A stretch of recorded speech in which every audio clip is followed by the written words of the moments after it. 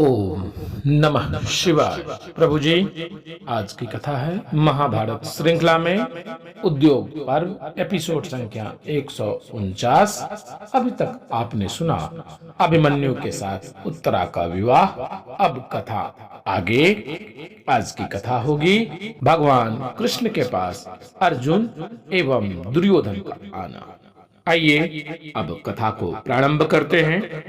वैशंपायन जी कहते हैं, राजन, पांडवगण अभिमन्यु का विवाह करके अपने सुहृदय यादवों के सहित बड़े प्रसन्न हुए और रात्रि में विश्राम करके दूसरे दिन सवेरे ही विराट की सभा में पहुंच गए। जब सभा में सब लोग आ गए तो पुरुष श्रेष्ठ आपस में मिलकर तरह तरह की बातचीत करने लगे। तब श्री कृष्ण ने कहा, सबल पुत्र शकुनी ने जिस प्रकार कपटद्युत में हराकर महाराज युधिष्ठिर का राज्य छीन लिया और उन्हें वनवास के नियम में बांध दिया था, वह सब तो आप लोगों को मालूम ही है। अब आप लोग ऐसा उपाय सोचे जो कौरव और पांडवों के लिए धर्मानुकूल और कृतिकर हो।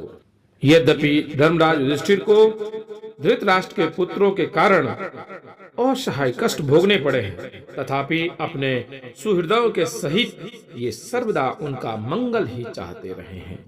लेकिन अब धृतराष्ट्र के पुत्र अन्याय करेंगे तो ये उन्हें मार डालेंगे, किंतु दूसरी ओर का विचार जाने बिना आप किसी कर्तव्य का निश्चय भी कैसे कर सकते हैं। इसलिए उन लोगों को समझाने और महाराज युधिष्ठिर को आधा राज्य दिलाने के लिए इधर से कोई धर्मात्मा, पवित्रचित्त, कुलीन, सावधान और सामर्थ्यवान पुरुष दूत बनकर जाना चाहिए। तब राजा द्रुपद ने अर्थनीति विशारद पुरोहित को पांडवों का हित करने के उद्देश्य से अपने शिष्यों सहित हस्तिनापुर को भेज दिए। वैशंपायन जी कहते हैं, राजन, हस्तिनापुर की ओर पुरोहित को भेजकर फिर पांडवों ने जहां तहां राजाओं के पास दूत भेजे। इसके पश्चात श्री कृष्णचंद्र को निमंत्रित करने के लिए स्वयं कुंती नंदन अर्जुन द्वारका को गए। दुर्योधन को भी अपने गुप्तचरों द्वारा पांडवों की सब चेष्टाओं का पता लग गया। उसे जब मालूम हुआ कि श्री कृष्ण विराट नगर से द्वारका जा रहे हैं तो थोड़ी ही सेना के साथ वहां पहुंच गया। उसी दिन पांडु कुमार अर्जुन भी पहुंचे। वहां पहुंचने पर उन दोनों वीरों ने श्री कृष्ण को सोते पाया। तब दुर्योधन शयनागार में जाकर उनके सिरहाने की ओर एक उत्तम सिंहासन पर बैठ गया। उसके पीछे अर्जुन ने प्रवेश किया।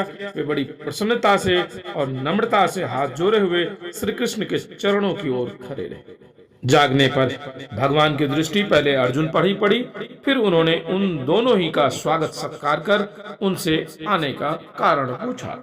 तब दुर्योधन ने हंसते हुए कहा, पांडवों के साथ हमारा जो युद्ध होने वाला है उसमें आपको हमारी सहायता करनी होगी।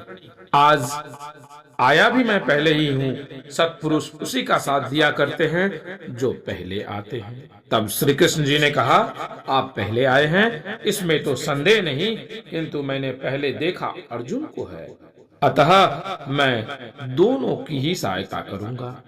एक ओर तो मेरे दुर्जय सैनिक रहेंगे और दूसरी ओर मैं स्वयं रहूंगा, किंतु मैं न तो युद्ध करूंगा और न शस्त्र ही धारण करूंगा। अर्जुन, धर्मानुसार पहले तुम्हें चुनने का अधिकार है, क्योंकि तुम छोटे हो, इसीलिए दोनों में से तुम्हें जिसे लेना हो उसे ले लो। श्री कृष्ण के ऐसा कहने पर अर्जुन ने उन्हीं को लेने की इच्छा प्रकट की। जब अर्जुन ने स्वेच्छा से मनुष्य रूप में अवतीर्ण शत्रुदमन श्री नारायण को लेना स्वीकार किया तो दुर्योधन ने उनकी सारी सेना ले ली। दुर्योधन समझने लगा कि मैंने तो श्री कृष्ण को ठग लिया है। उसने अपनी ही जीत पक्की समझी। इसके पश्चात वह हर्ष से फला फूला वहां से चल दिया। इधर जब दुर्योधन श्री कृष्ण के महल से चला गया तो भगवान ने अर्जुन से पूछा, अर्जुन, मैं तो लड़ूंगा नहीं, फिर तुमने क्या समझकर मुझे मांगा? तब अर्जुन ने कहा, भगवान, मेरे मन में सदा से यह विचार रहता है कि आपको अपना सारथी बनाऊं। इस विचार में मेरी कई रात्रियां निकल गई है। आप इसे पूरा करने की कृपा करें। श्री कृष्ण ने कहा, अच्छा, तुम्हारी कामना पूर्ण हो, मैं तुम्हारा सारथ्य करूंगा। यह सुनकर अर्जुन को बड़ी प्रसन्नता हुई और वे श्री कृष्ण तथा अन्य दशावर्ण वंशियों प्रधान पुरुषों के साथ राजा युधिष्ठिर के पास लौट आए। प्रभु जी, आज की कथा को यहीं विराम देंगे। आगे की कथा पुनः आगे। आप शिवायात्रा दर्शन को लाइक से सब्सक्राइब अवश्य कीजिएगा। शीघ्र मिलते हैं अगले वीडियो में, तब तक के लिए ओम नमः शिवाय।